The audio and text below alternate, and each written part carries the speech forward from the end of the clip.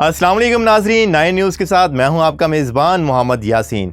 नाजरीन, वज़ीर आज़म पाकिस्तान इमरान खान की मुआवनी ख़ुसूसी बराए इत्तलात फिरदौस आशिक अवान की काबीना से अचानक रुखसती और उनकी जगह पर एक नहीं दो बड़े नामों की तैनाती ने सबको हैरान कर दिया है।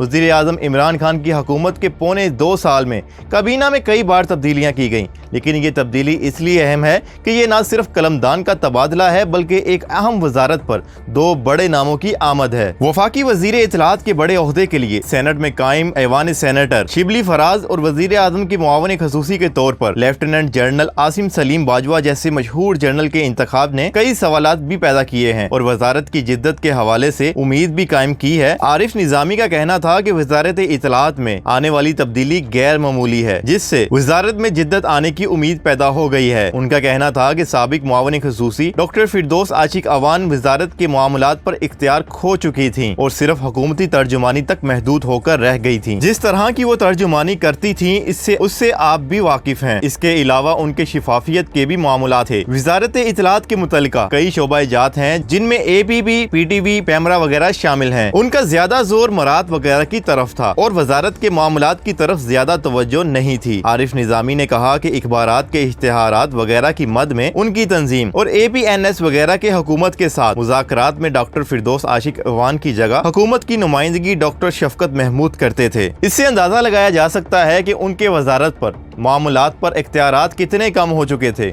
जनरल आसिम बाजवा की बात की जाए तो उनको जदीद ISPR का बानी भी कहा जाता है। इसकी वजह यह है कि उनके दौर में फौज के शोबा ताल्लुकात आमा में बड़े पैमाने पर जिद्दत आई। उनके करीबी जराये के मुताबिक उन्होंने न सिर्फ ISPR की बिल्डिंग, आलात और दीगर हार्डवेयर को तब्दील किया बल्कि सॉफ्टवेयर यानी इंसानी वसाइल के हवाले से भी बुनियादी तब्दीलियां की। जनरल बाजवा साबिक फौजी हुक्मरान जनरल परवेज मुशर्रफ के मिलिट्री सेक्रेटरी के तौर पर मुल्की और गैर मुल्की मीडिया का करीब से मुशाहिदा कर चुके थे। इस वजह से 2002 में जब वो ISPR में आए तो उनके जहन में एक वाजिया प्लान था। उनसे कबल ISPR एक ऐसा अदारा था जो कागज पर प्रेस रिलीज बनाकर वीडियो को डिस्क पर डालकर चैनल्स में पहुंचाता था। उन्होंने आकर फौज के अंदर से भी बासलाहियत अफसरान को लेकर एक टीम बनाई जिसने इत्तलात के दौर के चैलेंजेस का मुकाबला करना था। जनरल आसिम के करीबी जराये के मुताबिक उन्हीं के दौर में ISPR ट्विटर और सोशल मीडिया पर आया और मालूमात को आवाम और सोशल मीडिया पर पहुंचाने के इंतजामात किए गए। मीडिया के साथ बेहतर वर्किंग रिलेशनशिप कायम किया। तकनीकी तौर पर बेहतरी के जरिए इत्तलात और वीडियोस ऑनलाइन पहुंचाने का बंदोबस्त किया। इससे कबल ISPR कुछ अदवार में बैनुल अक़वामी मीडिया को ज्यादा तवज्जो देता था और कुछ अदवार में मुकामी मीडिया पर फोकस करता था। उन्होंने दोनों तरह की मीडिया के साथ बेहतर अबलाग का निजाम कायम किया। जनरल आसिम के दौर में ISPR ने अहम मौके पर म्यूजिक और नगमों को रिलीज करने की रीत डाली और उनमें से कुछ नगमे मसलन बड़ा दुश्मन बना फिरता है जो बच्चों से लड़ता है बहुत मशहूर हुए थे। उनके साथ उन्होंने पाकिस्तानी फिल्म इंडस्ट्री को दोबारा से बेहतर बनाने के लिए खासी कोशिश की। ISPR की अपनी फिल्म वॉर मशहूर हुई और फनकारों की हौसला अफजाई भी की गई। इससे कबल एबटाबाद में अमरीकी फौज की जानिब से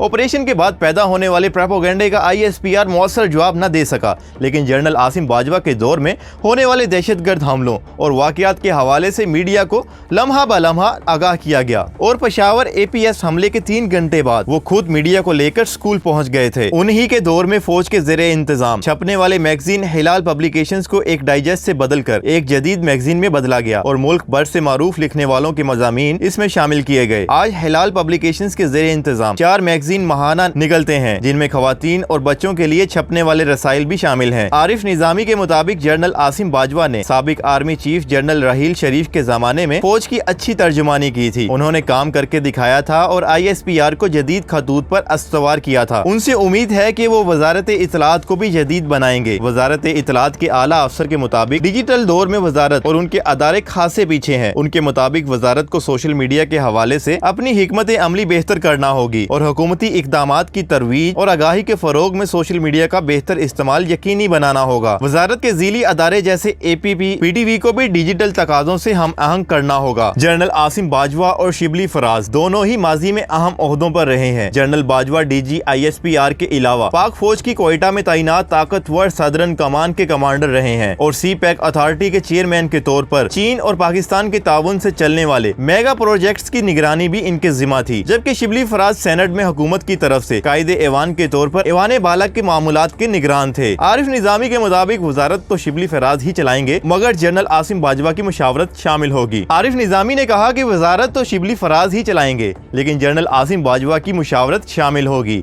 उन्होंने मजीद कहा कि मीडिया जिस माली बहरान का शिकार है, अब देखना ये होगा कि ये दोनों नए अरकान इससे निमटने में क्या किरदार अदा करते हैं।